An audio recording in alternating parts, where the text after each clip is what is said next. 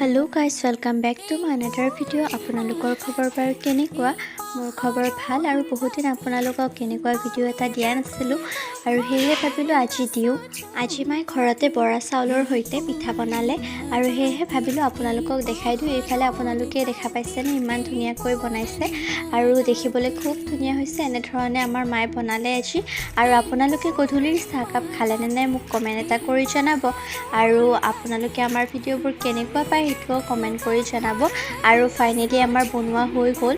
আপোনালোকে দেখিছে কিমান ধুনিয়াকৈ হৈ গৈছে আৰু কালাৰটো খুব ধুনিয়া হৈছে নহয় জানো।